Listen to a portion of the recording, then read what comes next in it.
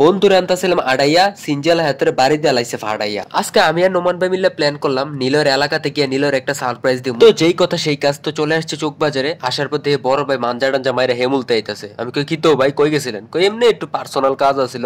দিয়ে আবার মোবাইলে কথাও কয়, হেবড়া দেখে আসতেছে। নোমান ভাইয়ের মন যতই খারাপ থাকুক মুখে কিন্তু সবসময় একটা হাসি থাকে। তারপর আমরা চলে আসছি সিএনজি স্টেশনে।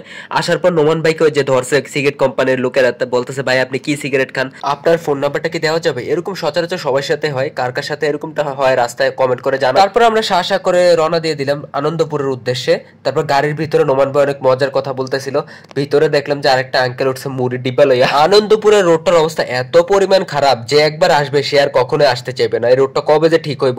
তারপর আমরা চলে আসছি আনন্দপুর এলাকায়। তারপর দেখলাম যে নোমান ভাই বারাটানা দিয়ে দিল। যাক, বারাটানা দিয়ে দিলে আমার তো আবার ভালো লাগে। তারপর দেখলাম যে মুড়িয়ালা কাকা আমরা লগেই নামছে। আমি তো অবাক, আমরা যাই না যাবো, মুড়িয়ালা কাকা যদি এনে যাবে এটা যদি আগে জানতাম তাহলে তো হেবড়া লগে কতক্ষণ ফাইজলামি করতাম। তারপর নোমান ভাই কইতেছে যে এই এলাকাটা তো অনেক সুন্দর। তারপর দেখলো যে হাতে আইতেছে দৌড়িয়া, ভাই আমরা দাঁড়ান, আমি আইতেছি ভাই, একটু দাঁড়ান, আমি অনেক খুশি হয়েছি আপনারা আইছেন ভাই।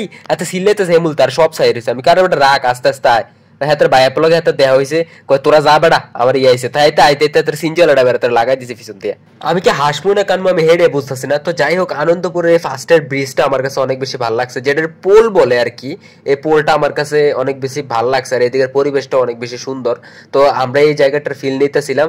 আর একটা কথা কি, তে এনে আউনে পরে সাফা মারা শুরু করে দিচ্ছে, তারা এলাকা নাকি এইটা, তারা এলাকা নাকি এইটা। আমি আচ্ছা ঠিক আছে দেখলাম, তোরা এলাকার তো ফার্স্টে ঢুকতেই বাঙ্কা। তারপর জিক্সার বাইক দেখে আমার মনে পড়লো একটা টাইমে জিক্সার বাইক অনেক বেশি লাইক করতাম, কিন্তু এখন জিক্সারের কোনো খানা নাই। এরপর নীলয় সাফা মারতাছিল আমরা লগে, আমরা এলাকার সাজে মজা ভাই, একবার যদি খান আপনি বারবার খাইবেন এই সেই। তারপর গ্যান্ডারে দেখে আমার ছোটবেলার কথা মনে পড়লো, এই যে আমরা কত সাইকেল দিয়ে ঘুরতাম এরকম ভাবে আর কৈশোর খাইতাম। এরপরে হাতে এতক্ষণ সাফা মারলো না, হাতের এলাকা চা বলে অনেক মজা। তো দুধ চা খাইতাম এসে হাতের এলাকার দুধ চেয়ে নাই, পরে রং চা খাইতে হইতেছে। যাই হোক, কাকা পুরানোদের ঐতিহ্যটা ধরে রাখছে, এই বিষয়টা আমার কাছে ভালো লাগছে। তো এই চাল ভাজা দিয়ে আমাদেরকে রং চা দিছে। মানে আমি ফার্স্টে ভাবছি যে কি রে চাল ভাজা দিয়ে রং চা, হ্যাঁ ওটা আমার কয় নোমান ভাই কয় খাইয়া দেখ মজা লাগবো। এরপর আমি খাইলাম, আসলে অনেক মজা। তারপর আমি চাল ভাজাটা আরেকবার করে নিলাম।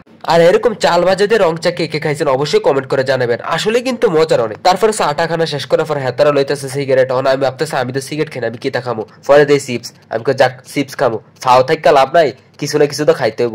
হাতে আমার চিপস ছিঁড়ে দিতেছে। হাতে বলে বিয়া করবো কয়দিন আগে শুনলাম, হাতে চিপসে ছিঁড়তে পারে না, হাতে বলে করবো বিয়া। হায় রে কই যাইতাম, যে ফোলা চিপসের প্যাকেটে ছিঁড়তে না এ ফোলা বলে ছিড়বো থাক কইতাম না, আসিচ্ছা বেসরম। এরপরে আমরা কোক টোক খাইতেছি না, আড্ডা দিতেছি। যাই হোক, আমার কাছে ওর এলাকাটা অনেক বেশি ভালো লাগছে। অনেক আড্ডা টাড্ডা দেওয়ার পরে আমরা চলে আসছি আবার চোখ বাজারে। আসার পরে দিয়ে আবারও জ্যাম, মানে যে জ্যামটা দেখে গেছিলাম চোখ বাজারে সেই জ্যামটা আবারও আছে। এই জ্যামের কথা কয়ে লাভ নাই, এই জ্যামের যে হারা দিনও ছাড়তো না। তারপর দেখলাম নোমান ভাই বারাটারা আবার দিয়ে দিল। যাক, বাড়া দিলে আমার ভালোই লাগে।